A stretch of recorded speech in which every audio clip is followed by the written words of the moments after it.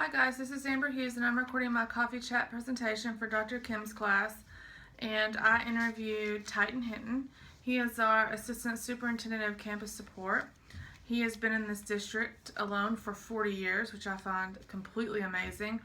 He has taught here 11 years, been a principal for 25, but the last 4 years he's been in central administration because he got moved up. He said one of the reasons that he desires to teach and be a principal and be in education is because he has a desire to give back to others.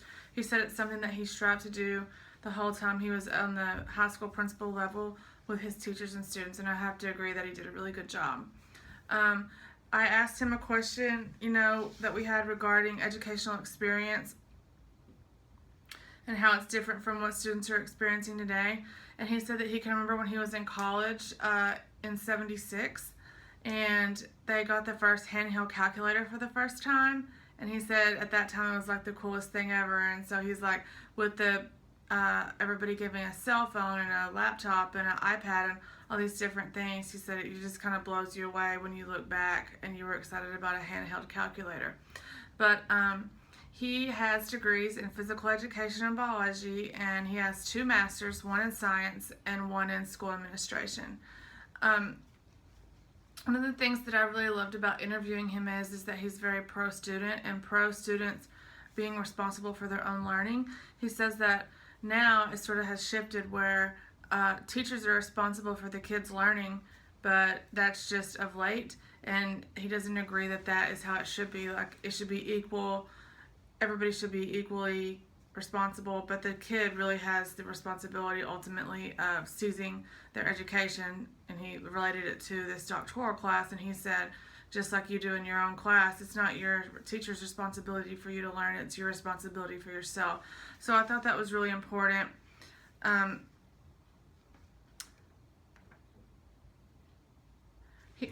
regards to curriculum, I'm sorry for the pause, but he said a lot of different things.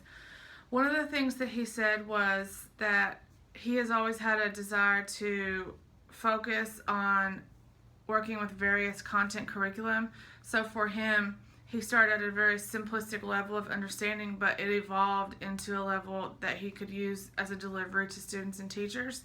And this created a solid foundation for students before proceeding with the teacher proceeding in their instruction. So, he just believes in starting at the bottom and working your way up, and when you get to the top, you should be able to have, pretty eloquent delivery to your students. When I asked him to define his personal curriculum, he just said that he wanted to provide opportunity, skills, and knowledge for himself, his family, his friends, and his colleagues, so that they would have the support to be productive. He's really all about other people and giving back, and he's so generous, and he's super busy, but when I called him to do this chat, he didn't even hesitate. He was like, come on over to the plaza and let's make a time to do this interview. So I was really touched by that. When I asked him what curricular means to you, I really loved his answer, so I'm going to quote it directly. Curriculum means to me the why, what, when, where, how, and whom to learn. Outlines the skills, performances, attitudes, and values students are expected to learn from schooling, and it includes statements of desired outcomes, descriptions of materials, and planned sequences that will be used to assist and attain the outcomes. And I just thought this was the best answer because it really encompassed everything that we're trying to do within curriculum. When we are, sitting here, I sit here a lot and I think, how can I contribute and what can I do on a smaller scale that will lead to making a difference on a larger scale?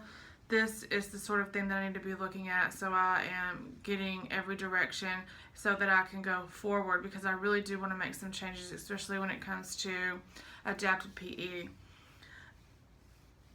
But overall, I would have to say that having the time to meet with Mr. Hinton, although it was very brief, really opened my eyes. Someone that has been in this field so long, that he took the time to meet with me and give back. And I heard this quote the other day, and it said, be the type of person you want to meet. And I want to be the type of person that Mr. Hinton is, because if I could sort of pattern my career to be like his, it's not about the success for me, but it's about touching many lives. And he was a principal here for so long, and so many kids still come back to see him because they don't know that he's at central office. So I hope that I can have the kind of impact that he has made, but from a curriculum perspective, you know, he said it's very daunting. It's an uphill climb, and you can't just buy. He said this is one of the problems, that districts buy curriculum packets and they just dump it on the teacher, and without direction, and they're having to teach to state tests. Like, where do you really want them to go? They need more guidance than that. So he said that with us getting a new superintendent and some different other leaders in place, he hopes that that changes so that we can be a more leveled, what's the word I'm looking for? So we can have more leveling when it comes to curriculum, so there's a fair playing field for not only the students but the teachers. Thank you. Have a good summer.